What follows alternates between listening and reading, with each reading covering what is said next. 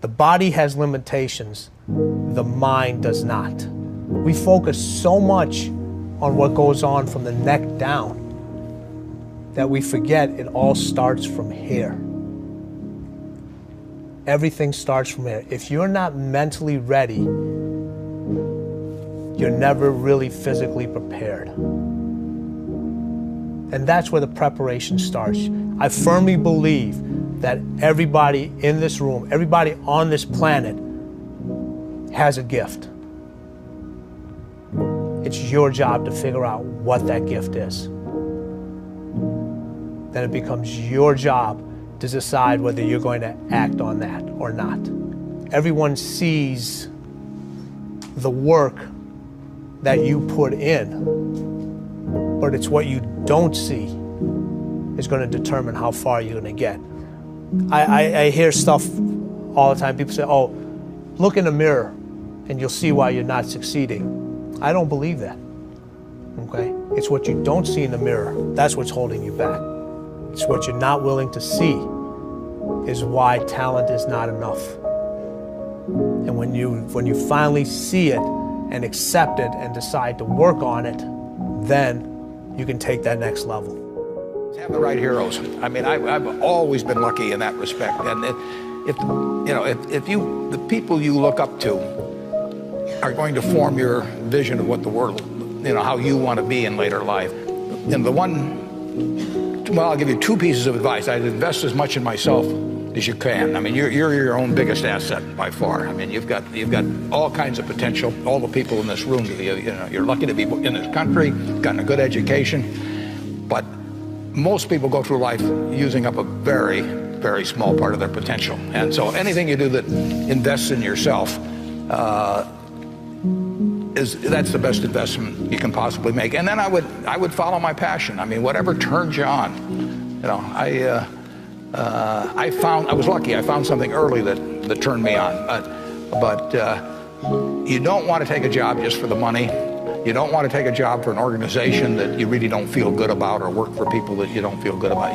You really want to be excited when you get out of bed every morning. And it won't necessarily be the job that you have 10 years later, but you'll be learning so much as you go along. And I took a job with Ben Graham, my hero, and I never asked the salary, and I found at the end of the month when I got my first paycheck what I was earning, because I just knew it was the right thing to be doing. So I would follow your passion.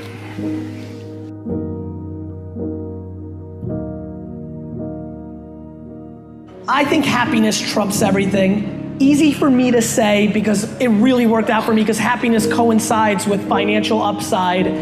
I have friends who make $74,000 a year that are just happier people than friends that are making $18 million a year that are not.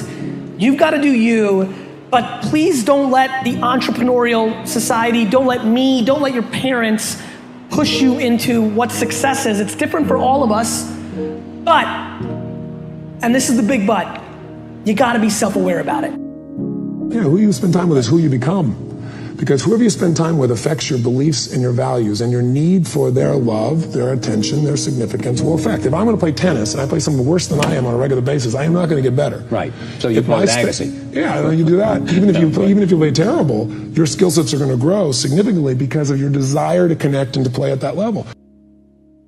And I should be the weakest link in my chain that I have, and that'll make me be stronger, it'll make me run faster. I mean, like an analogy I've always used is, all right, if you run the 100-yard dash with people that can't run as fast as you, yeah, you'll win. Hands down, you know that. But if you run with people much faster than you, all right, yeah, you might come in last every single time, but your time will be better. Because they're making you run all the faster. They're making you dig down just a little bit more. It doesn't matter that you won, your time is faster. And that's what I knew I had to do. I had to get out of Loserville and throw myself into a place where, like, this is what the fuckers do for a living. The reality is going out and trying to do something, whether it's to make it on your own, it's to start your own company, to write a book, or to pursue some artistic career, you are facing adversity day in and day out. People don't like what you do. It's easier to quit. You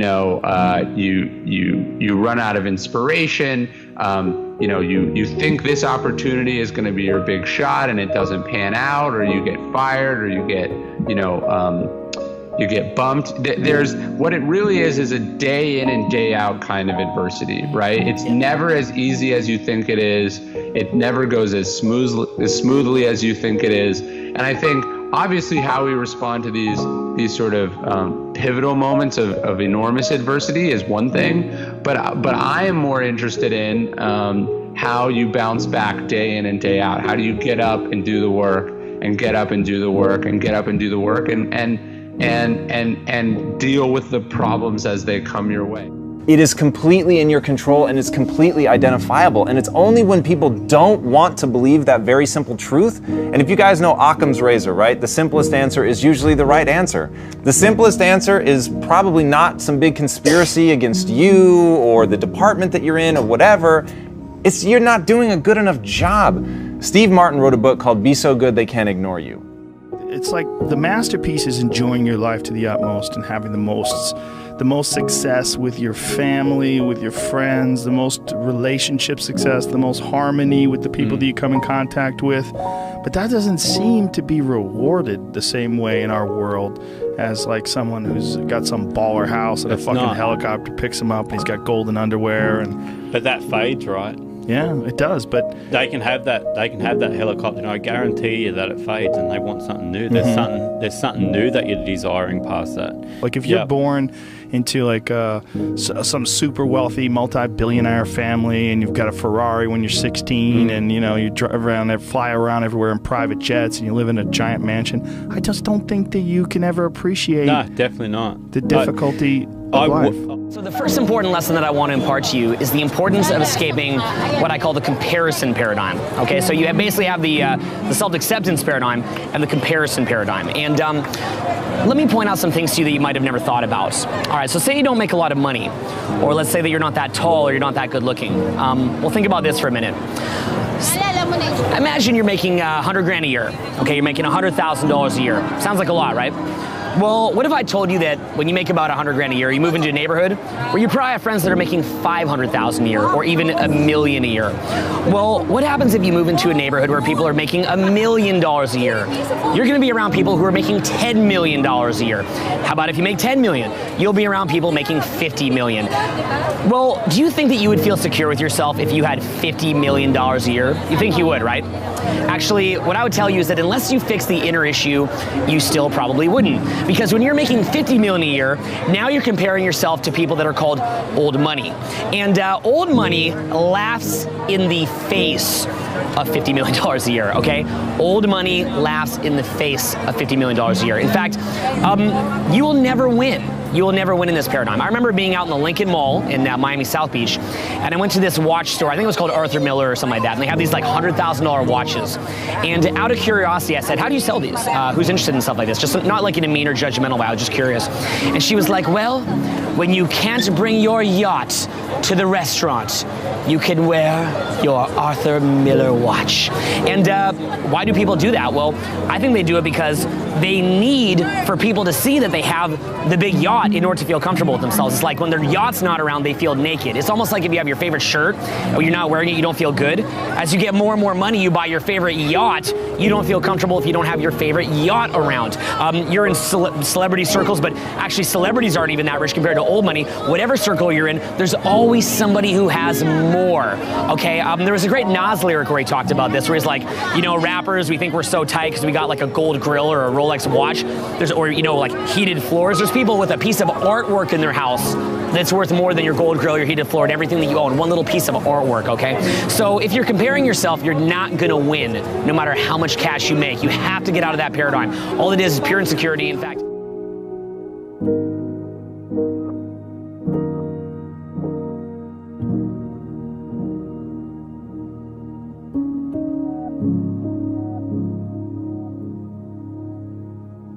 You talk a lot about having a powerful vision and how necessary that is for success. So I'm thinking of you here on your sister's couch. What did that vision look like? Pay my own rent. That was the first vision. And I think a lot of people, especially entrepreneurs, get caught up in these big ideas or big visions when they're in a small place to start and when they feel like it's too unattainable. And so I always talk about starting with something simple, And so for me, the next step was to get off the couch and feel like I was an adult. Right. I would write out my own itinerary every day. How much time am I going to work towards my health? When is that time? When am I allocating it towards? How much time am I working towards reaching out to mentors, to learning new information, to traveling to events, to consuming books, whatever it may be? And some people may say that's a little crazy or a little too much. Right. If you want to achieve those results, you've got to be very intentional about every moment. The more focused, the easier the opportunity to achieve. Doing something, you should believe in it with your heart. Yeah. And just the only way you can do that is to know who you are. But once you know who you are, how you want to work, how you want to spend that part of your life for work. And then you just go do it. You start every day and you learn stuff as you go. And that's the thing. So, the advice is, maybe it's some of the things I've already said, like if you know yourself, then you can start to build a vision for what you want to become and what you want to do with your life. How do you prepare somebody to survive that initial stage of boredom and pain? Well, pain is great. You've got to embrace pain. Pain is pleasure. You've got to make the connection between the physical and the mental. When you work out, it's painful. I do long distance swimming is like my main workout. I also do other things, but that's my main workout. I'm on like mile 1 and I'm like, God, man, this is fun. I'm so bored and I'm really gonna collapse. But when I'm finished, I am like, oh man, I've got so much energy and it feels so good and I pushed past it. Well, you know that when you're exercising. When you're running or you're working out or whatever, it hurts, but it leads to something pleasurable. You have to be able to translate that to mental things. And if you make that switch in your mind, it is mind-blowing what can happen to you. If the boredom of learning something technical, and you're able to say to yourself, wow, I'm gonna master this bit of coding after a few months, and just think of what it's going to allow me to do. Okay, so the boredom now is actually not so bad because I can imagine the powers that it's going to lead to. I'm not going to skip the steps. I'm still going to learn, but I'm thinking of all of that post-workout feeling I'm going to have. You've got to be able to understand, embrace pain. Pain is something to embrace. If there's no resistance to you, you're not going to get anywhere in life. Who are the most messed up people in the world? Spoiled kids. Kids who are given everything, who have a rich father or mother and they don't have to work or try. They are the most messed up people you'll ever meet. All right, you're writing a book on human nature. Why is that true? Because they have no limits, they have no resistance. They don't have to push against anything. They don't have to go like that to get somewhere. Does that atrophy something in the brain, do you think? Well, it's one of the laws of human nature. One of the laws is about what I call necessity. We are animals of necessity. When we have to discover or build something, we build it if our life is on the line. That's how we're genetically primed from several million years ago. And when there's no necessity, when we don't have to do something, we just lie around and watch television and smoke pot. You can have any habit you want to be. You can be lazy, you can be prompt, you can be late, you can be honest, you can cut corners. I mean, you have all these choices. And those are choices for you to make. Nobody else is going to make them for you. And I would suggest that you play this little game with me too. Think about the person you would most like to be in life. So maybe it's one of your contemporaries, maybe it's somebody a little older, but pick out the person you admire the most, the person that you'd change places with if you could. And then write down why you admire them. Just put it on a piece of paper. And then figure out the person that you would least like to change places with you. Who really turns you off? Who do you find repulsive? And list the reasons why that person turns you off so much. And put those down on the other side of the paper. And then look at that list. And you'll find that everything on the left-hand side, what you admire in other people, the qualities they bring to life, cheerfulness, generosity, all kinds of things. You'll find those are things you can do yourself. It's very simple. You got to apply yourself, but the habits you form in doing that early on will carry you through life. And on the other hand, you'll find that the things that make people repulsive, selfishness, obnoxiousness, all these things, egotism, are things that no one has to have. If you find those in yourself, you can get rid of them as long as you get rid of them early. So all I suggest is that you write down a list of what you admire, what you find contemptible, and decide that, you know, the ones on the admired side are ones you're going to acquire for yourself. And if you do that when you're young, it'll carry you through the rest of your life. This doesn't work if you do it when you're 50 or 60. By then, the habits are too well formed. But if you do it early, behavior becomes a habit. So if you do that, 2 or 3 years from now, if you go through the same exercise, you'll find out that the person you admire the most is yourself. That can be a little dangerous under some circumstances, but it's not a bad thing. I mean, you want to be somebody you like, and you don't want to be somebody that you dislike. And form those habits early. You basically can't miss.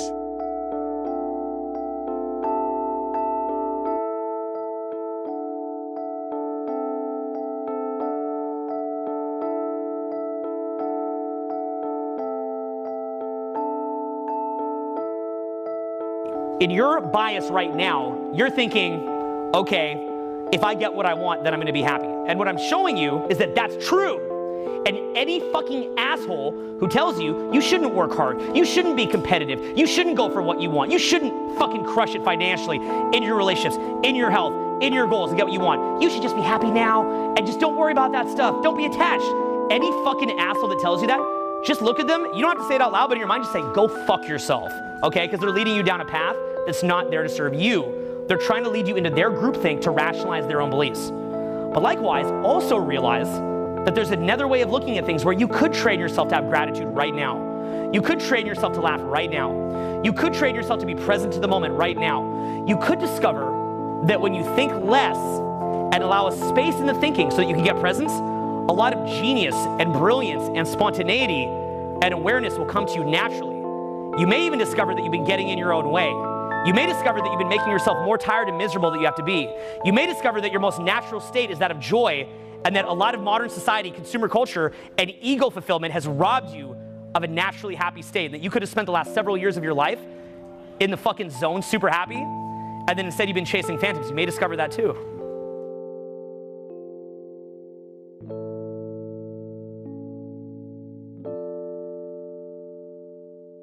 Part of us always knows that we're just a doctor's visit away or a phone call away from being starkly reminded with the fact of our own mortality, or of those closest to us.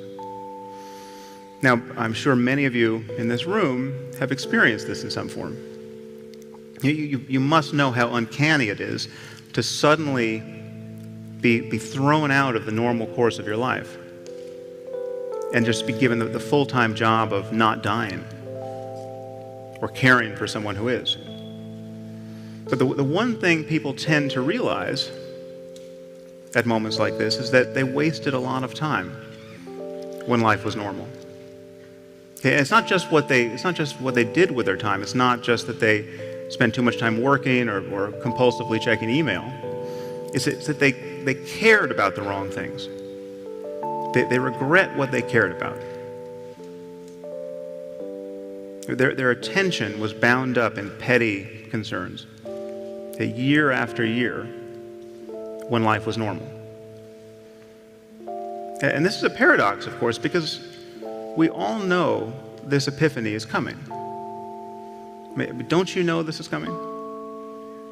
Don't you know that there's going to come a day when you'll be sick or someone close to you will die, and you'll look back on the kinds of things that captured your attention, and you'll think, what was I doing?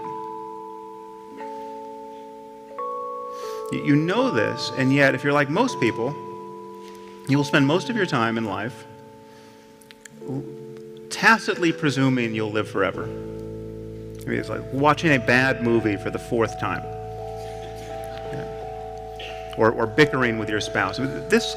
These things only make sense in light of eternity. We bought into this complete falsehood that at some point you're going to have the courage. At some point, you're going to have the confidence, and it's total bullshit, frankly. Are we allowed to swear on this show? Absolutely. Okay.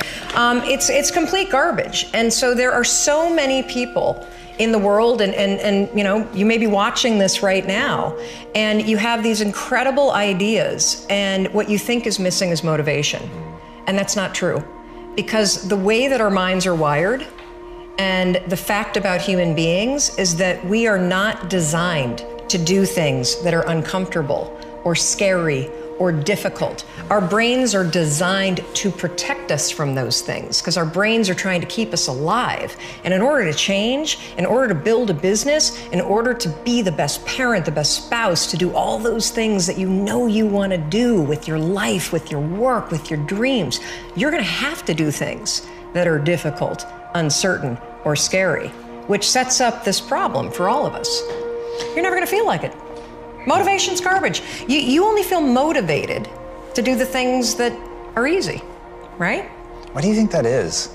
Oh, I know exactly why that is. Because I've studied this so much, because for me, one of the hardest things to figure out was, why is it so hard to do the little things that would improve my life?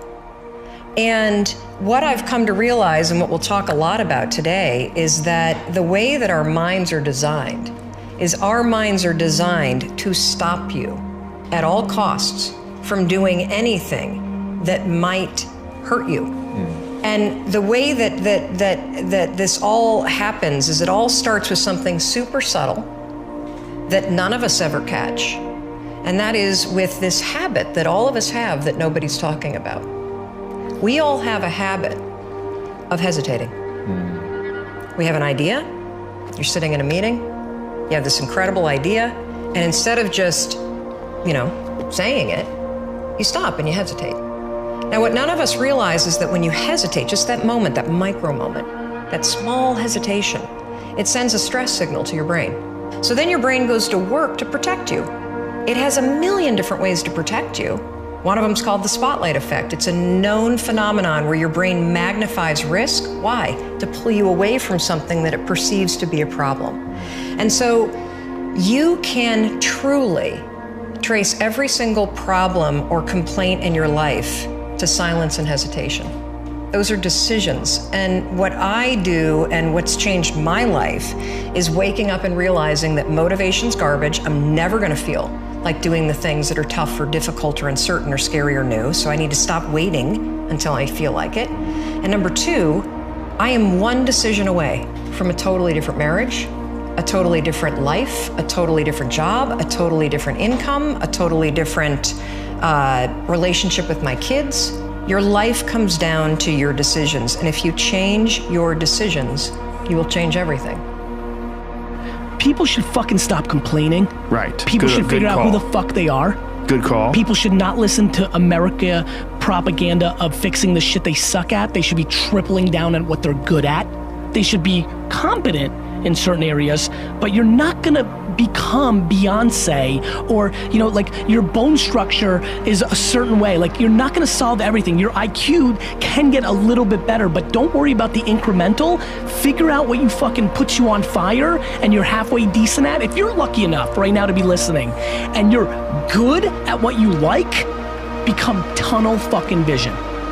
Because there's way too many voices telling you what and how. And here's the other thing, and this is the big one, Joe, because you have a humongous audience. The biggest thing that I've seen dividends from, have the conversation with the person that's holding you back. The reason most people who are listening right now are not doing that thing is they're worried about the opinion of somebody, usually their mother, usually their father. And the reality is that your spouse may be the person holding you back, and you have to have that conversation. Cut them off. We have to get to a place where you're doing you, because the number one thing that scares the fuck out of me is regret. And you're gonna sit there at 72 and you're gonna say, I wish, I wish, I wish. And whether that's money or spend more time with your family, there's a million ways to do this. Our whole lives are guided moment to moment by the state we're in. Learning how to change your state, not bullshit, not fake, but to go from pissed off, frustrated, freaked out to back in your center, or creative, or determined, or something that's gonna move you forward. It's gonna create a better quality of life for you and others. That's a critical skill set. So moment to moment, our life's controlled by our states. Yep. You know, if you're in an angry state, you're going to respond differently if you're feeling playful. But what controls those states long term is your model of the world. Everyone has different goals and dreams and desires. But as I traveled around the world to 100 countries, I started going, holy shit, I'm seeing the same problems. What's underneath it? I began to see that there are these same 6 human needs that we all have, the same needs. We all have a need for certainty, that we can avoid pain and we can have some pleasure, some comfort. We all need uncertainty. We need variety, or we feel dead inside. If you're totally certain, you're bored. If you have total variety, you're like freak out. And it's not a balance. It's learning which of these you need more as a person. Everyone's developed a different set of values in that area. The need for significance, to feel unique, special, important, the need to feel loved, the need to grow, and the need to contribute. Some people value certainty at the top of their list. That's their center of their target. I don't want to do anything unless I know it's going to work. I don't want to do anything unless it's the same. If you change anything, they freak out. If you're driven by love first, you want certainty too, but love is higher, you're going to behave very differently than if you're driven by significance. I have to be the one. The two that most people have, 90% of the planet, if you said, of all these needs, which one do you really focus on most day to day? Everybody wants love, but what do you focus on? Most people focus on being significant. We live in a Facebook world where people fake their life, put new filters, make it look different than it really is, tell stories that, you know, are totally full of it to make themselves look good. Because we live in this kind of false world where significance is more important than love. Right. And it separates us. Writing a book or making a movie or editing videos or starting a company, these are really hard things to do, right? It's incredibly difficult. It's often very discouraging. There's not a lot of validation until very much at the end of the process, right?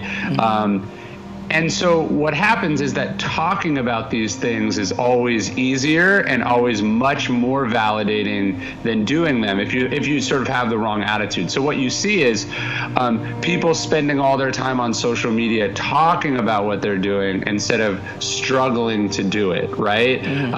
And there's a big problem with that. There's the Henry Ford quote where he's saying, you can't build a reputation on what you're going to do. And so people are spending their time, you're sort of missing the point, right? You're talking about writing a novel instead of struggling to write that novel. And so you have to understand that ultimately the best thing you can do for your brand and for yourself is to just make really great stuff. You know what I mean? A book that changes people's lives, but quietly changes people's lives, is still going to be a much better tool for you than a book that you market the crap out of that has very little resonance or impact, right? So I want people to question the amount of time that they put on things like social media. I want you to question whose interests you're serving when you're posting on there. Like, there's a great line, if you're not paying for it, then you're the product that's being sold, right? Like, you don't pay for Facebook, so Facebook sucks as much time out of you as it possibly can. It makes it as addictive as it possibly can, and then it sells you to advertisers. And so you want to make sure that you're not giving up your sort of precious life and your precious energy that could be spent on your work, basically dicking around on social network. Guys that don't have a larger purpose, when they get in pain, what's their interpretation of the pain? Sucks. I'm a victim. I've been victimized. That thing victimized me. I've been victimized. Victimize me. I want to complain. I'm a complain. What's the complaint gonna do, homie? I speak the truth. I speak the truth. Okay, so what? What's it gonna do? I'm just saying the truth. Like, dude, what the fuck are you saying, dude? Every second out of your mouth with this shit is a loss of your life. This is a peak of your life. What are you talking about this shit for? You don't need to blame anything for anybody. Dude, if I get robbed, you know what I say to myself? I go, oh, I guess I shouldn't have put myself in a position to get robbed. If I get fucked over, I go, oh, I guess I shouldn't put myself in a position to get fucked over. Sometimes I even get fucked over in very unfair ways. And then, you know what I say to myself? I say, oh, well, a lot of my situation is good, and maybe I wouldn't have this situation if these other fucked up things weren't happening, and I'm trying to remove those fucked up things out of my life, but in the meantime, they're there, and that's part of the life I'm in, so I accept it, I work my way out. Full self-responsibility. And dude, I do get sometimes victimized. I actually do. But again, I'm not like, victimize me. Okay, I'm just like, well, sometimes in life isn't fair. Sometimes my situation is not totally fair, and if I keep working on improving my situation, I'll have less of that in the future. But then again, my kid could get killed in a car accident, and then all that little fucking victimize me won't mean shit anyway. So life's gonna have an inherent level of pain and unfairness in it. You try to minimize it for what you can, the rest you accept. Part of life is like, you know, improving your execution, competence, and ability to control your situation. Another part of it is just learning to accept that it's gonna be fucked up either way. This motherfucker, between 1994 and 1996, produced 12 albums, 10 of which were released posthumously. We started 8 movies, and he wrote 2 books of poetry. And you're stressing out about you know, writing a blog post. I'm stressing out about writing 1 book in 6 or 8 months. It's ridiculous. You have to have some urgency. Like, you have to not always believe that you're gonna live 80 more years, because you might not. You know, you just have to wake up in the morning with this mentality that's already too late. I don't want to make this whole like civil rights thing, but Malcolm X has a great quote about this. Do it yourself philosophy. Do it right now philosophy.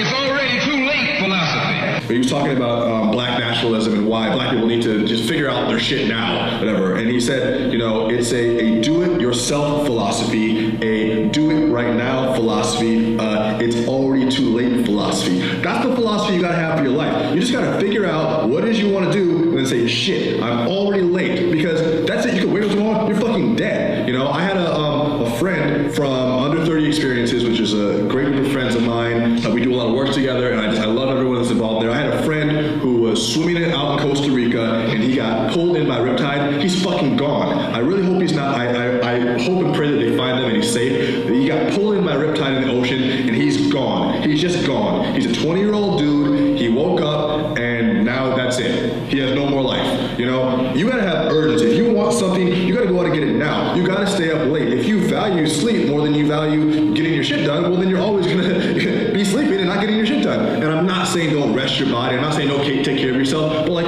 wake up with some urgency, and some intensity, and some purpose, and some focus. Like, you don't have that much time to do what you want to do. And there really will come a point one day where you will wake up in your bed, and it will be too late to do the things you want to do. I know it seems so far away, and I'm talking on a blog called Rich 20-something, and that implies that I have 80 more years to where the fuck I want. But maybe we really don't.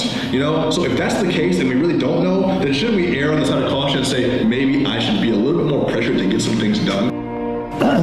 You will move in the direction of the people that you associate with. So it's important to associate with people that are better than yourself. You want to associate with people who are the kind of person you'd like to be. You'll move in that direction. The friends you have, they will form you as you go through life, and make some good friends, keep them for the rest of your life, but have them be people that you admire as well as like. Bill, you'd add to that? Yeah, some friends do bring out the best in you, and so it's good to invest in those friendships.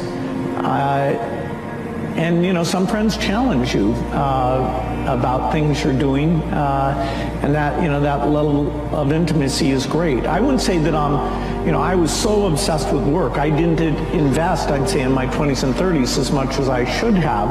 It's really through Melinda and seeing, you know, other people I realized, okay, that is, you know, it's really worth the investment to have those people, as you're always there to help them, and vice versa.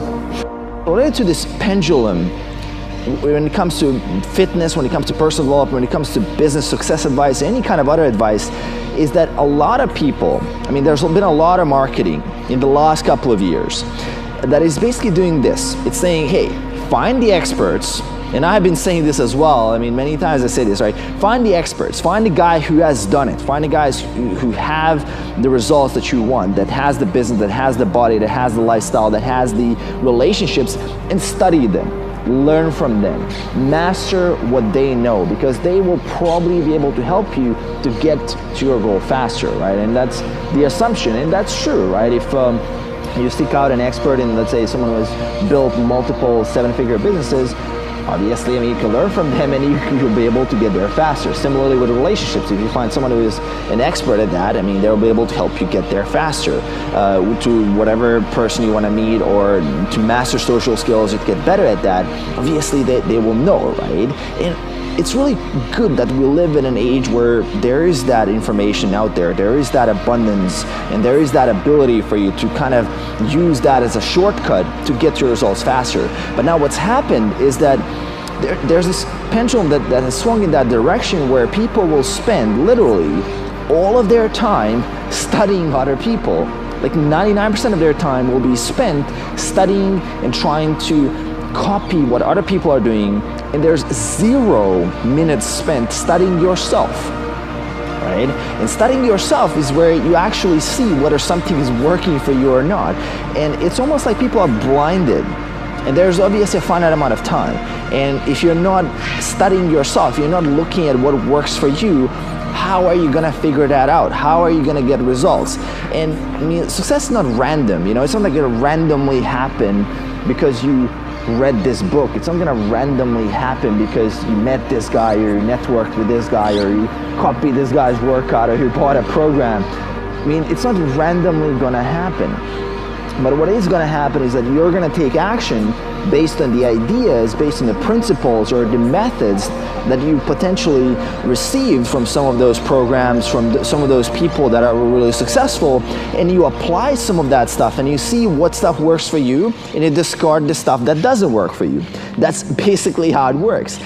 Whenever you look at somebody that's been successful, do not allow yourself to make them extraordinary at your expense. You're capable of whatever it is that they're capable of. But it comes down to the mental constructs that you're going to have to build and leverage in your own mind in order to do something great. So I switched my self-esteem from being right and being smart to being the learner who was always willing to admit that he was wrong, identify the right answer, give credit to the person who thought of it, and put more energy behind it than anyone else. And that became my driver. Being the most connected generation in the history of mankind has its upsides, but it also comes with real invisible problems. And we've grown up aspiring to be our idols. And that's dangerous. I mean, aspiring to achieve great things is fine, but aspiring to be our idols is dangerous. It's dangerous to want to be someone you're not. It's also not possible, but it's dangerous. And social media has glamorized the lives of a few, and we get to see their nice cars and their holidays and their wonderful lifestyle, and we want that, but we don't see the years and years of hustle, the pain, the sacrifice, the natural talent they had, the innate passion for their craft, the incredible details Steve Jobs saw the world in, or the unbelievable hardship that Richard Branson went through to get there. We don't see that. We just see the destination, and we want that. But most of us don't have and aren't willing to give what it takes to fulfill that journey, because it's not our journey, it's theirs. You're not passionate about typography or art or design, but you want to be Steve Jobs. You're not Steve Jobs, you're you. We are the generation that has confused admiration with aspiration, and we'll never find our own happiness until we accept that we can't have anyone else's life but our own. And if we realize this and focus on our own, then our life will be more than enough. You know, young men want to be Mark Zuckerberg because they admire him. But the crazy irony is we admire him because his life was unlike others. He didn't try to be like others. So if you want to be Mark Zuckerberg, it's time to stop trying to be Mark Zuckerberg, because you'll never achieve your personal greatness. Our idols did not follow in the footsteps of their heroes. There was no Bill Gates for Bill Gates to emulate. He had to carve out his own path to find his own greatness.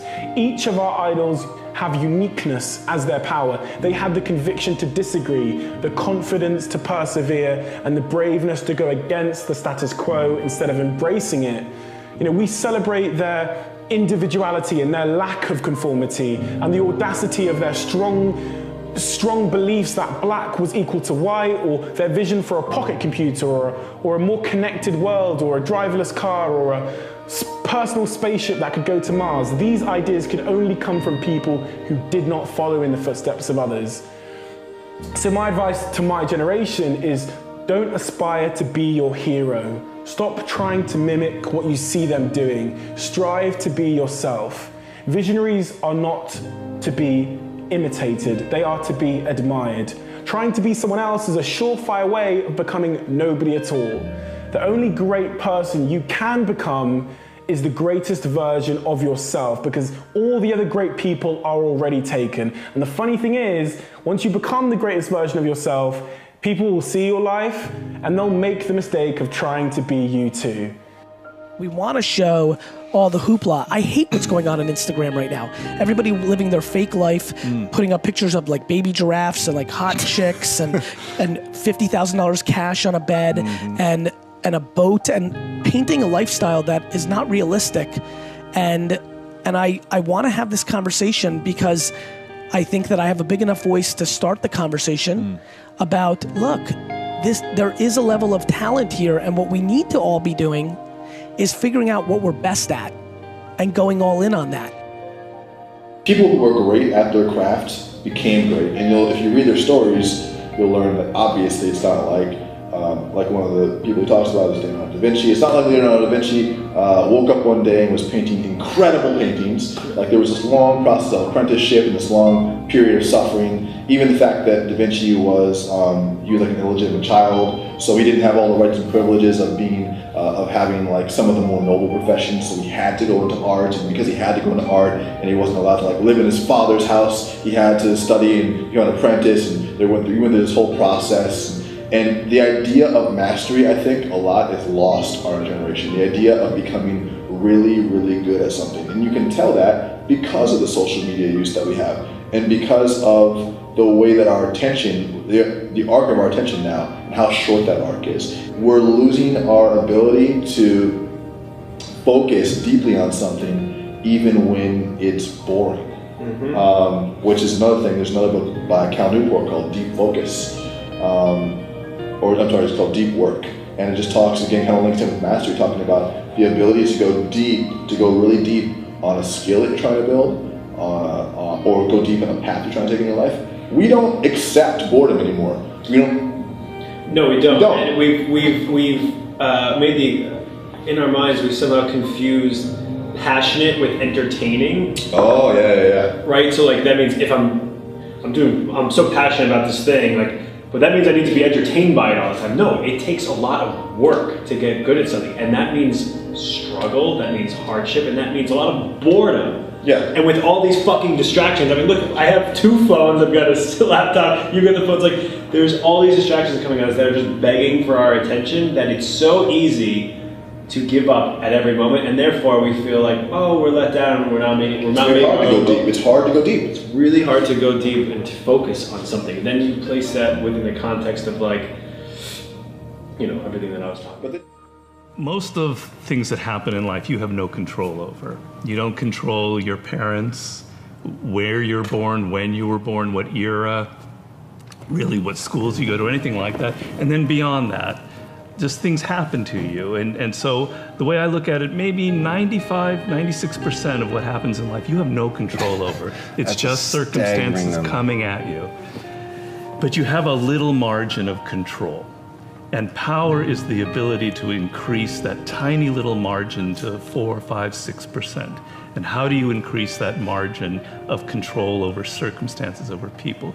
Well, the gist of it is controlling yourself. Self-mastery. Power begins from within. If you're aware of who you are, if you're aware of what you're good at, what you're not good at, if you're able to see how emotions kind of govern your life, if you can learn what your weaknesses are and how to control them, you can't ever get complete control, but awareness is almost enough. Slowly through this process of knowing who you are and understanding other people and how they operate so you don't make stupid mistakes in life, you can increase that little tiny margin more and more and more, and you will be a person of power. The capacity to strengthen and increase your hunger is the one common denominator amongst the most successful people. Richard Branson's a good friend of mine, and Peter Guber, Steve Wynn, all these guys, they've never lost their hunger. Most people are hungry to achieve a certain amount, make a certain amount of money, and then they get comfortable and relax, or to get a certain level of fitness, and then they relax. But Richard is as driven today as when he was 16 years old starting. I mean, he's like on fire, and he's 65 years old. Warren Buffett is 85 years old. He's as driven today as when, he began the journey, right? And so people that have that hunger, I believe intelligence, I love people that are wickedly smart. And I work to be wickedly smart by educating and training myself and so forth and training my brain. But there's a lot of intelligent people can't fight their way out of a paper bag, right? Absolutely. Hunger is the ultimate driver, because if you're hungry, you can get the strategy, you can get the answer. If you can't model it, you can find it. So hunger. Understand yourself. That's step one. If you don't understand yourself, if you don't really embody that Da Vinci quote about the greatest form of mastery is mastery over oneself, if you don't embody that, you're in real trouble. And the reason is it's going to stop you from seeing opportunities to learn. Well, I think passion is dangerous, right? So throughout philosophy, especially in Stoic philosophy, they warn against the passions like lust, greed, anger, fear. Historically, passion has meant extreme emotions. Yes. And so I tend to gravitate towards that definition. But I think purpose is better than passion. Right? Because passion is... It's like a mission. Yeah, passion is like, I like this, it feels good, I want to do this. Purpose is, here's what I'm trying to accomplish, here's why it's important, and I'm not going to stop until it's done. Like, who would you rather have work for you? The guy that just really loves writing, or the person who's like trying to write for a reason, And so that passion can be blinding, and it can get you... It's not enough just to love something, or else everyone would do what they love. You also have to be good at it, and you also have to know how to make smart decisions and how to plan. I mean, a lot of people, I think, don't know what their purpose is. Sure. They don't know how to discover it. They don't even know what they're passionate about. So how do you find a purpose, period? How do you even go about saying, oh, this is my purpose at this point in my life? Yeah, well, I think one of the reasons that people like to say find your passion is that it sounds really smart, and you don't, no one's like, okay, then what, right? It's just like, do what you love, okay, then how? So when I'm saying purpose, I think it's about defining your goals, defining what the life you're trying to build is, and having a real model for what you're doing. Yeah. And for me, I've tried to be very clear about what I'm trying to accomplish to myself, so that I'm not getting distracted by all these. I like to do lots of things. Me too. But you got to pick one to really get good at it, And it's like, if you're doing this thing because it means something to you and you know exactly what success looks like for you, it's nice, because then you're not as distracted by the fact that so-and-so is posting photos of them surrounded by $100 bills on Instagram or on a yacht in Ibiza or whatever. You want to make sure that you're not comparing yourself to other people. You want to compare yourself against the progress you've made for whatever your purpose is. Most people never do that. That's the best way to compare yourself, as to how far you've come or what you've created, as opposed to what everyone else has created around you. Well, you probably learned that in sports, right? Where it's like, it's not about what other players are doing. It's about whatever you're capable of. The previous game or the previous week, or what we've done. Yeah. Right. Getting closer to our goal or to our vision.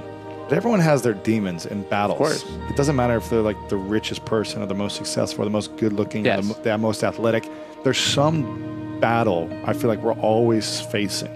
Yeah. It's hard to just be like, I've got it all figured out in all areas of my life. I don't know. Have you met anyone who's just like, everything's figured out? Well, I don't have any challenges. I would say the people who you feel like have it most figured out are probably struggling the deepest. The most. Because you don't know what each person is wrestling with inside. You don't know if that beautiful celebrity is wrestling with an eating disorder. You don't know if that guy... or whatever. Yeah, you don't know if that guy who seems like he has a happy family is miserable and cheats on his wife. You don't know if that person who who's sold millions of albums feels like a failure because their parents never told them they love them. You don't know what people are struggling with, and it's like you can't compare yourself to them because you don't know what it costs them. Do you know what I mean? You don't know what's inside. Yeah. I think Instagram ruined most people's social perception of themselves and each other.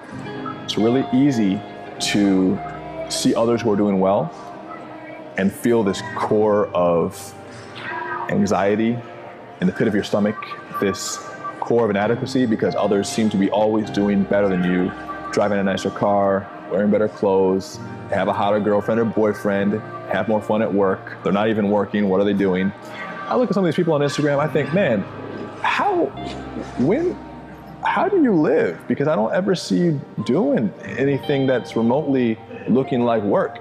The reality is, I mean, if you look around across campus, you know, I have fun here on a daily basis, but I'm working. Like, I'm at the computer, I'm working. And I think that it's easy to get jealous of people who seem to be doing really well and think, why not me? You know, what's wrong with me?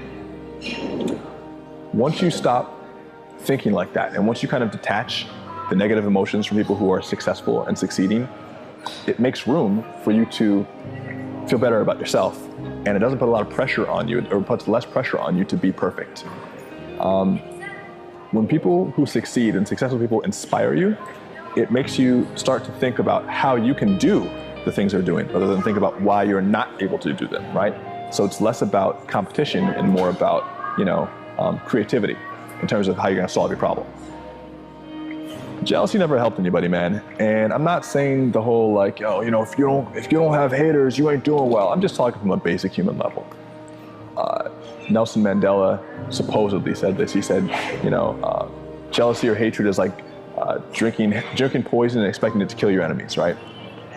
That's the way you have to think about that feeling of jealousy when other people are doing well. Don't do it. Look at it, become inspired by it, and learn to live your own life better. We humans tend to fixate on what we can see with our eyes. It is the most animal part of our nature.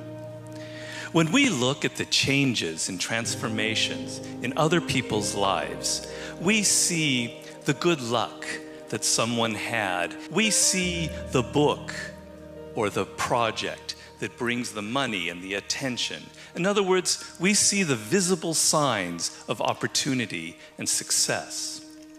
What really allows for such dramatic changes are the things that occur on the inside of a person and are completely invisible.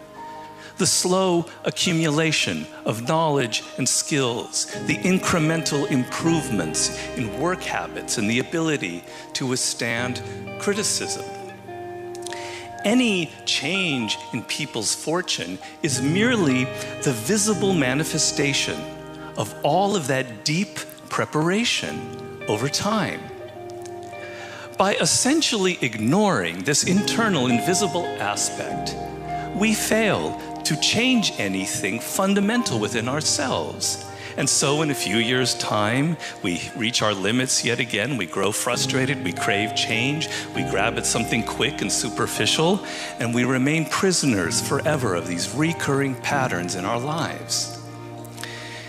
The answer, the key to the ability to transform ourselves is actually insanely simple: to reverse this perspective. Stop fixating on what other people are saying and doing, on the money, the connections, the outward appearance of things. Instead, look inward. Focus on the smaller, internal changes that lay the groundwork for a much larger change in fortune. It is the difference between grasping at an illusion and immersing yourself in reality. And reality is what will liberate and transform you. This too shall pass.